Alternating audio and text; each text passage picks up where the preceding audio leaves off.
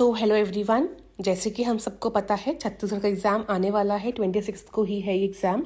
और सबसे ज़्यादा एक्ट हमें कंफ्यूजिंग लगता है, या कंफ्यूजिंग तो नहीं कह सकते, जस्ट बिकॉज ये लेंदी है हमारा, दैट इज़ रेवेन्यू एक्ट। ठीक है, छत्तीसगढ़ लैंड रेवेन्यू एक्ट बहुत लेंदी होने की वजह से तहसीलदार कब है, कलेक्टर की कब ड्यूटी है, एसडीओ की कब है, किस सेक्शन में क्या है, ये हमें थोड़ा सा ट्रबल करता है। तो थोड़ा सा हमने कोशिश करी है कि आपको सिंप्लीफाइड वे में कुछ सेक्शंस को बता दिया जाए ताकि आपकी मेमोरी में वो फिट हो जाए। देखिए, जो हम सेक्शंस आज कर रहे हैं that are starting from section 124। जो चैप्टर 10 बताता है ये आपके 124, that talks about boundary and boundary marks and survey marks. ठीक है, तो ये 124 से 136 है। तो थोड़ा सा हमने इसको इस तरह से लिख दिया है कि क्वेश्चन सारे इस पे ही कवर्ड हो एंड आपको बहुत ही सिंप्लीफाइड वे में ये चीज़ क्लियर हो जाए। देखिए, 124 बेसिकली बताता है कि अगर हमें बाउंड्रीज जो है कंस्ट्रक्ट करनी है या सर्वे मार्क्स कंस्ट्रक्ट करना है तो इसके बारे में कौन बताएगा? State government will tell. ठीक है, स्टेट गवर्नमेंट जो है वो अपने आप बताएगी। फर्दर 125 इट टेल्स अबाउट कि अगर कोई भी बाउंड्री मार्क में डिस्प्यूट है तो वो डिस्प्यूट कौन सॉल्व करेगा? तहसीलदार। तो 125 है तो तहसीलदार सॉल्व करेगा। तो देखिए 127 में कौन सॉल्व करेगा? और अगर बाउंड्री लाइन का कोई भी डिस्प्यूट है, देखिए बाउंड्री मार्क का है तो तहसीलदार, और बाउंड्री लाइन का है तो 127 में बाउंड्री लाइन की जो डिमार्केशन है, जो लैंड का होल्डर है, पहली बात तो वो खुद ही ठीक करेगा डिमार्केशन। वो नहीं ठीक करता है तो तहसीलदार की ड्यूटी बन जाती है कि इसको ठीक करें। बट कभी अगर इसमें डिस्प्यूट आता है कि कोई बोलता है ये मेरा बाउंड्री लाइन है या कोई बोलता है ये मेरा, तो उसमें कलेक्टर विल सॉल्व। तो 125 में तहसीलदार, 127 में कलेक्टर। कमिंग टू 126, अगर किसी कोई रॉन्गफुली कब्जे में आ गया है, किसी प्रॉपर्टी के पोजेशन में आ गया है, तो उसको हम समरली हटा सकते हैं, इजेक्ट कर सकते हैं। तो ये पावर किसके पास है? तहसीलदार के पास। ठीक है, और ये जो इजेक्शन के बाद अगर किसी को सूट फाइल करना है तो 1 ईयर में कर सकते हैं। सूट फाइलिंग का तो हमेशा 1 ईयर ही है हर जगह पे, तो वो तो चीज़ आप हमेशा फिक्स ही कर लीजिए। और इस चैप्टर में मेजरली पावर्स जो है वो तहसीलदार को दी गई हैं। फिर 128 में अगर हम चलेंगे कि हमें अगर एनफोर्स करनी है ये बाउंड्री मार्क्स की, हमने जो बताया है तहसीलदार ने कि ये बाउंड्री मार्क है, ये है, तो उसको एनफोर्समेंट के लिए किसके पास पावर है? पटेल के पास। ठीक है, पटेल जो है विलेज का, वो एक रिटन नोटिस देगा, और वो हमेशा कब नोटिस देगा? नवंबर के एंड में। ठीक है, नवंबर के एंड में नोटिस देगा, और उसको जो रिपेयरिंग करानी होगी वो 1 मार्च से पहले पहले वो जो होल्डर्स हैं लैंड के, वो रिपेयरिंग करा देंगे। अगर वो 1 मार्च तक रिपेयरिंग नहीं कराते हैं तो अब तहसीलदार की ड्यूटी बनती है कि वो उन घरों पर, उन लैंड्स पे जहाँ पे होल्डर ने उसको ठीक नहीं कराया है, वो पेनल्टी इम्पोज करे बाउंड्री लाइन के लिए, बाउंड्री के लिए 100 रुपीज़ की पेनल्टी। तो ये अब आपकी पेनल्टी जो है इट बिकम्स इम्पॉर्टेंट। उसके बाद 129, यहाँ पे प्लॉट नंबर का डिमार्केशन नंबर वाइज 1 2 3 इस तरह से ये भी तहसीलदार करते हैं। अब देखिए, इस तरह से आप याद करेंगे तो 130, 132 एंड 33 में क्या है? आपकी पेनल्टीज गिवन है। तो अगर बाउंड्री मार्क को डिस्ट्रक्ट कर दिया गया है तो पेनल्टी तो हर किसी में तहसीलदार ही इम्पोज कर रहे हैं। कितनी है यहाँ पे? 5000। 132 में अगर बाउंड्री मार्क के ऊपर ऑब्स्ट्रक्ट कर दिया है, एनरोच कर लिया, मतलब उसके ऊपर आपने कूद के चले गए हैं, एनरोच टाइप ऑफ ट्रेसपास कर दिया है, तो यहाँ पे भी तहसीलदार मैक्सिमम 10,000 जो है इम्पोज कर सकते हैं। 133 में अगर जो ऑब्स्ट्रक्शन है वो रिमूव नहीं हुआ है, बोलने के बाद भी तहसीलदार ने बोला कि आप इसको रिमूव कीजिए, नहीं होता है रिमूव, तब भी तहसीलदार यहाँ पे पेनल्टी 10,000 की इम्पोज कर सकते हैं।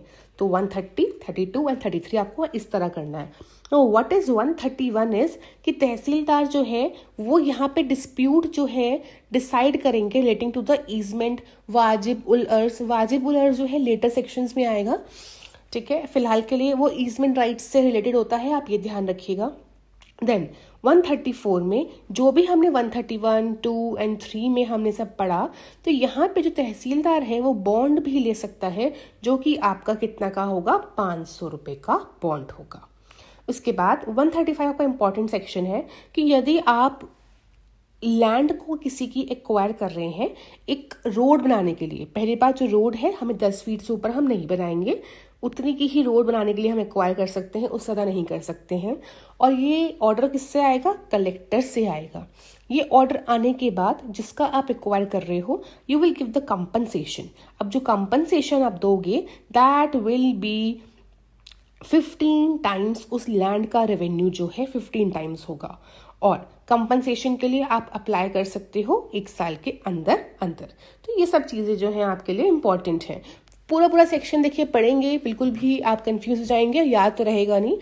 इस तरह से चार्ट फॉर्म में करेंगे, याद भी रहेगा, और क्वेश्चंस भी इस तरह से बनाए गए हैं यहाँ पे कि यहीं से ही आएंगे, ठीक है, इससे बाहर नहीं आएंगे। Next, this is about your this chapter. Then chapter 11 की अगर हम बात करते हैं, रियलाइजेशन ऑफ लैंड रेवेन्यू। अब ये स्टार्ट होता है 137 से 156। देखिए 137 बोलता है कि अगर आपको लैंड रेवेन्यू किसी से लेना है, पहली बात है ये किसी भी लैंड में पहला चार्ज लैंड रेवेन्यू का ही होगा, पहला चार्ज उसका ही होगा। अब इसे पे किसे करना है?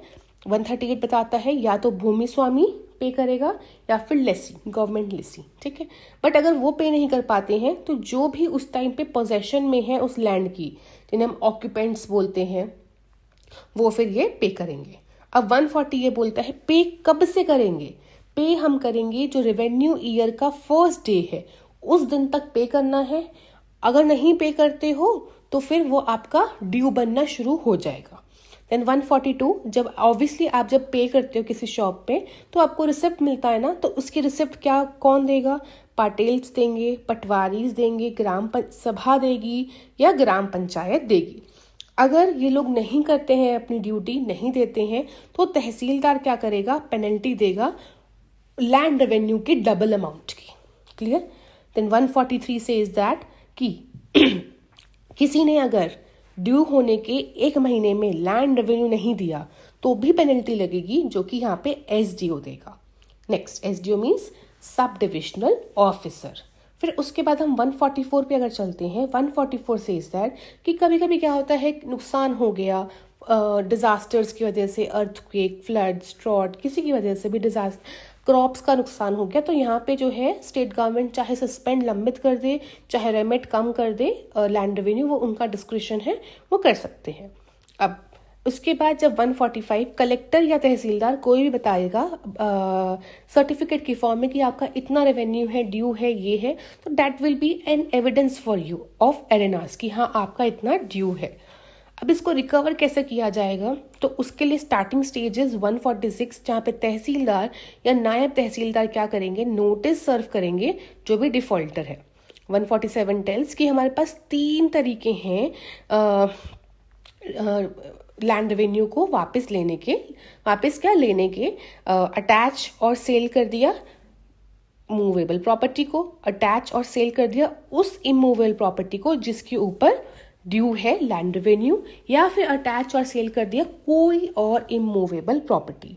यदि आप वही प्रॉपर्टी को अटैच करते हैं जो प्रॉपर्टी के ऊपर एरेनास है, तो उसमें कुछ चीज़ें हैं कि आप कोऑपरेटिव सोसाइटी प्रॉपर्टी को कभी भी अटैच नहीं कर सकते, और शेड्यूल्ड एरिया में 6 हेक्टेयर से कम की प्रॉपर्टी अटैच नहीं कर सकते, अदर एरिया में 4 हेक्टेयर से कम की प्रॉपर्टी अटैच नहीं कर सकते।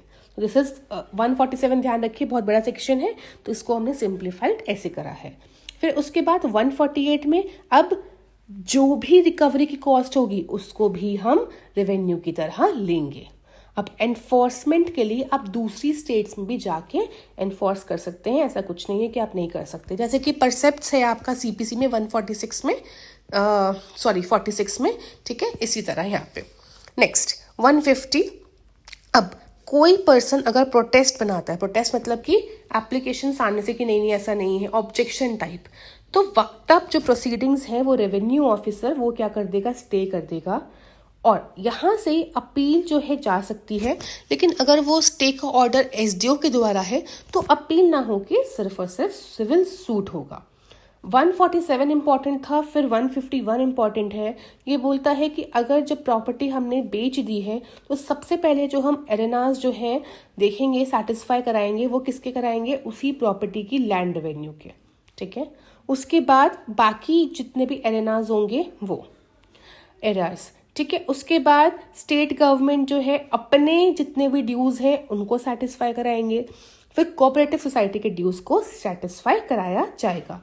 फिर उसके बाद यदि सरप्लस बचता है तो सेल के 2 महीने के बाद उसको वापस कर दिया जाएगा, जस्ट लाइक CRPC में जो आपके सेक्शन 86 है, बिल्कुल उसकी तरह। लास्ट 154 ये बोलता है कि तहसीलदार जो है वो रिकवर कर सकता है, कैसे, एक और नए तरीके से, कि उसी होल्डिंग को क्या कर दिया, पट्टे पे दे दिया, लीज पर दे दिया, बट वो 10 साल से ऊपर हम लीज पे नहीं देंगे, तहसीलदार लीज पे नहीं देंगे। ठीक है, इस वीडियो के लिए इतना ही। आगे हम सेक्शंस 157